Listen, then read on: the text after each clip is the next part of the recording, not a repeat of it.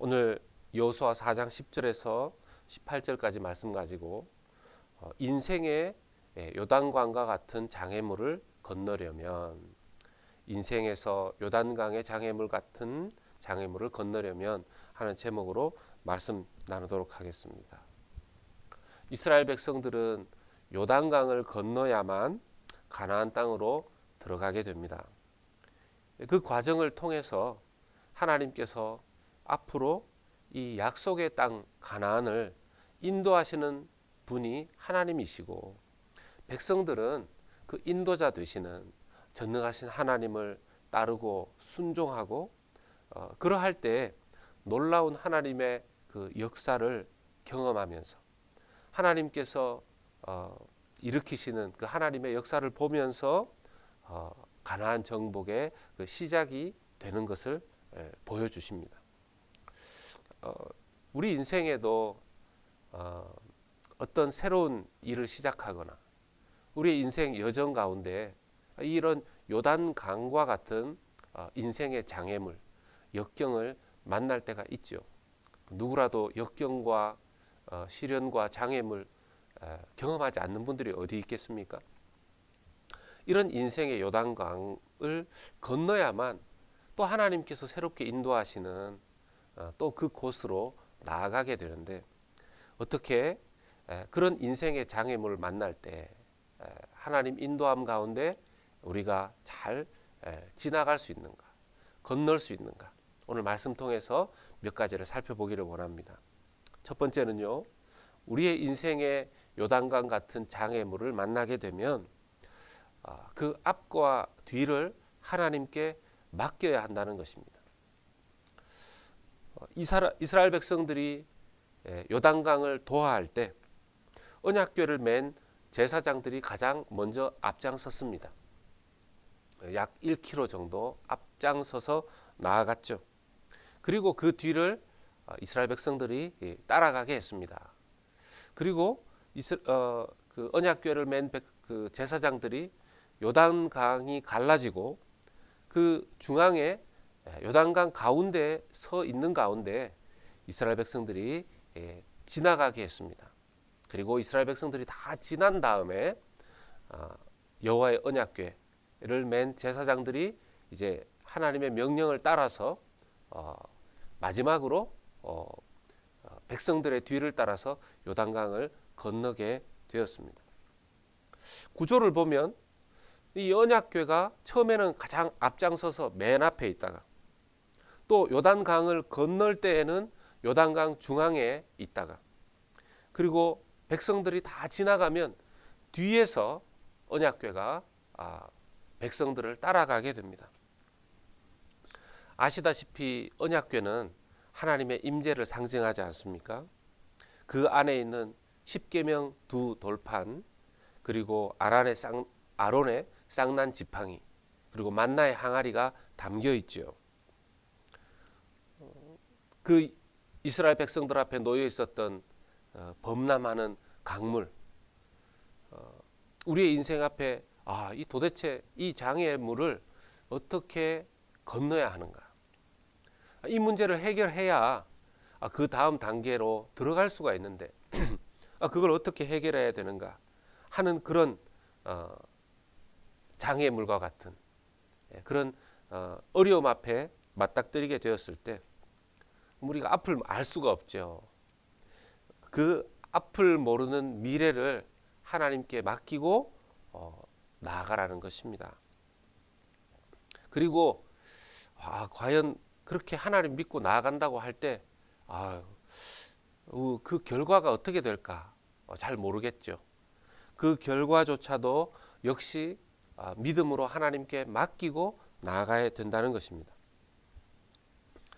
자꾸 뒤를 돌아보는 것이 아니라 뒤도 앞도 주님께 다 맡겨야 된다는 것이죠. 때로는 이 길을 가는 것이 맞는가, 이렇게 믿음으로 산다고 하지만 이렇게 사는 것이 맞는가, 그런 생각이 들 때가 있죠. 세상 사람들을 보면요, 미래를 위해서, 자신의 미래를 위해서 참 악착같이 준비합니다. 철저히 준비합니다. 거기에 비해서 예수 믿는 사람들 보면요, 좀 미련한 것 같기도 하고 너무 순진한 것 같기도 하고 한 그런 생각이 들 수 있습니다. 또한 우리의 뒤는 누가 봐주시는가? 하나님께서 우리의 백이 되어 주신다라는 것입니다. 하나님 우리를 버리지 아니하시고 또 우리를 끝까지 책임져 주시는 분이심을 믿으면서 담대하게 주님의 인도하심을 받아야 되겠습니다. 두 번째는 장애 어떤 우리 인생에 또는 또 교회 공동체 장애를 넘어야 할 때, 그때 두 번째 원리는 함께 섬겨야 한다는 것입니다. 함께 해야 된다는 것입니다. 12절의 말씀에 보면 르우벤 자손과 갓 자손과 므낫세 반 지파는 모세가 그들에게 이른 것 같이 무장하고 이스라엘 자손들보다 앞서 건너갔으니 했습니다. 이 세 지파 요단강을 건너기 전에 땅들을 분배받았습니다. 요단강 건너기 전에 그래서 이걸 요단강 동편이라고 하는데요. 요단강 동편 땅을 분배받고 거기에 지금 자기의 처자와 그리고 자기의 가축들이라든지 재산들을 거기에 남겨놓은 상태입니다. 어떻게 보면 자기들은 이미 땅을 분배받았으니까 우리는 우리 것만 하겠습니다. 이제 그럴 수 있는 입장인데 모세는 이미 권면하였습니다. 너희들이 이미 땅을 분배받아도 가나안 정복 전쟁에 함께 해야 된다. 예. 그리고 이 세 지파는 그렇게 하겠습니다 하고 약속을 했고요. 지금 요단강을 건너는 이때 이 세 지파는 요단 동편 분배받은 땅에 남지 않고 그 처자를 남겨놓고 가축들과 재산들을 남겨놓고 이 전쟁에 참여할 수 있는 사람들이 함께 이 강을 앞장서서 이 강을 건너갑니다. 하나님의 일은, 하나님의 공동체의 일은 내 일 잘하는 것을 넘어서서 다른 사람들의 일도 함께 돌아보면서 섬기는 것이 하나님의 원리라는 것입니다. 빌립보서 2장 4절 말씀을 보면 각각 자기 일을 돌볼 뿐더러 또한 각각 다른 사람들의 일을 돌보아 나의 기쁨을 충만하게 하라 하고 말씀하십니다. 자기 일뿐만 아니라 남들과 함께 하는 것이 하나님의 원리라는 것입니다. 내가 왜 너의 일까지 도와줘야 돼? 내가 왜 당신의 일까지 도와줘야 됩니까? 내 일만 잘하면 되죠. 자기 일 잘하는 것도 참 중요합니다. 자기 일도 안 하는 경우들이 있기 때문에. 그런데 자기 일 잘할 뿐만 아니라 다른 사람들의 일까지 도와주면서 함께 해야 되는 것이 교회의 원리라는 것입니다. 그거는 담당자가 알아서 하면 되지. 그런 마음이 아니라 교회는 특별히 어떻게든 같이 해야 되는 것이죠. 교회 예를 들어서 청소가 있을 때 사실 몇 명이 와서 교회 청소해도 됩니다. 그러나 교회 일은 이렇게 우르르 나와서 같이 하는 것이라는 겁니다. 예를 들어서 그렇게 말씀을 드렸지만 말이에요. 우리 교회도 함께하는 우리가 되기를 소원합니다. 세 번째는요. 어려운 상황 속에서 어려운 상황이라 할지라도 하나님께 순종함으로 하나님께서 우리를 세워주신다라는 것입니다. 이렇게 어려운 일을 당하고 할 때 참 우리가 마음이 연약해지고 믿음이 약해져서 흔들리고 또 넘어지고 할 때가 있습니다. 이럴 때 무엇이 우리를 붙들어주고 우리를 세워주는가? 말씀에 순종하는 것이 된다는 것입니다. 증거궤를 맨 제사장들은 백성이 다 지나갈 때까지 요단강 중앙에 서 있습니다. 백성들의 마음이 여기를 건너면서 또 너무 신기하다 이런 마음도 들지만 또 마음 한켠에서는 사람이 좀 그렇죠. 혹시라도 이 물이 갑자기 막 차오르면 어떻게 하지? 그런 염려하는 마음이 있을 수도 있죠. 그때 증거궤를 맨 제사장들은 계속 그 강 가운데에 지키고 서 있습니다. 이유는 하나님께서 그냥 거기 서 있으라고 했기 때문입니다. 제사장들에게 언약궤를 메고 그냥 거기 서 있으라고 했습니다. 여호수아를 통해서 하나님께서 움직여라 이렇게 말씀하실 때까지 그냥 그들은 거기 서 있었습니다. 사실 이게 강을 건너는 방법은 아니지 않습니까? 강은 어떻게 건넙니까?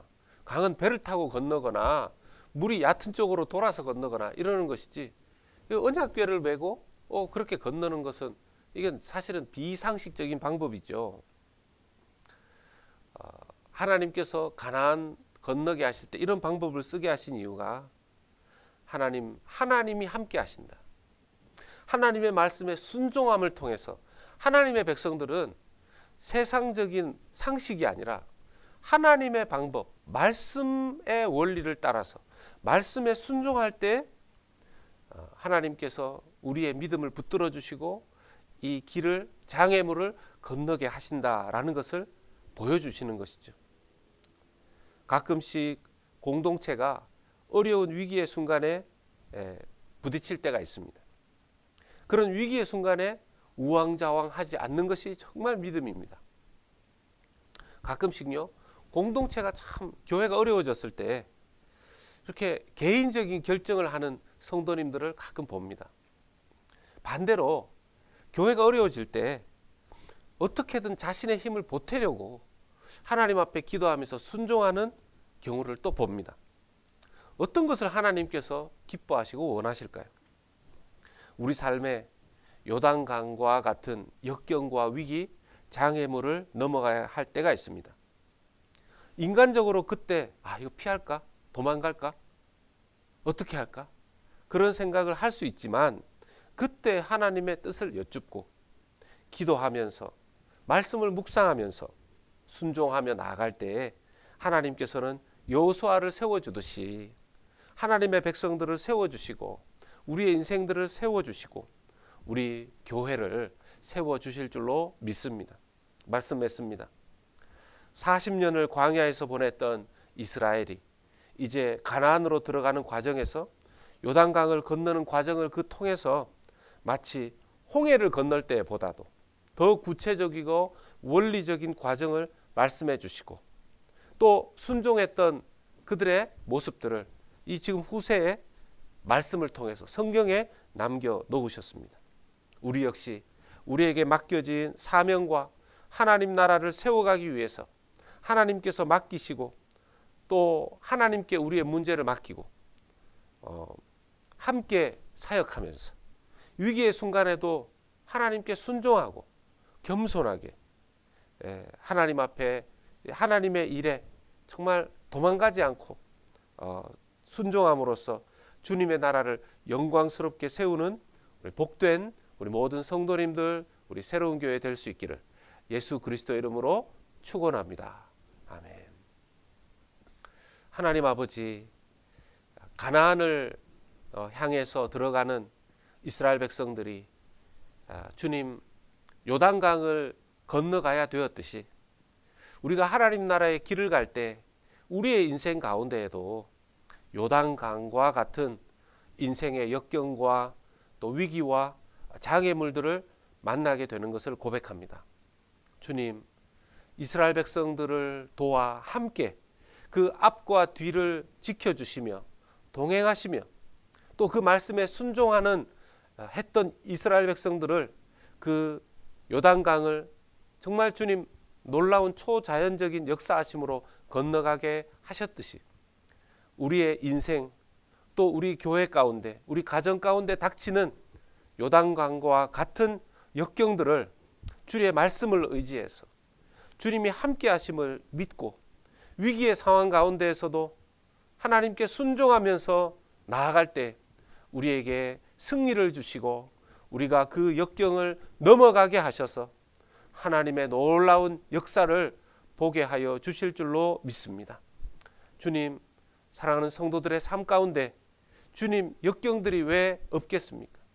지금 역경의 자리에, 시련의 자리에, 위기의 자리에, 인생 장애물의 자리에 놓여 있는 우리 성도들 있다면 주님 오늘의 말씀을 기억하면서 하나님 앞에 기도하면서 또 우리 새로운 교회가 올 한 해 성령을 따르는 교회로 하나님 앞에 나아갈 때 부딪히게 되는, 주님 맞이하게 되는 요단강을 이러한 믿음 가지고, 이러한 원리를 가지고 주님 순종하며 주님 앞에 나아갈 때 주님께서 승리 주시고 주님의 영광을 나타내시고 우리가 주님 앞에 세워지는, 또 우리 교회가 세워지는, 우리 성도들의 가정이 세워지는 놀라운 역사 허락하여 주시옵소서.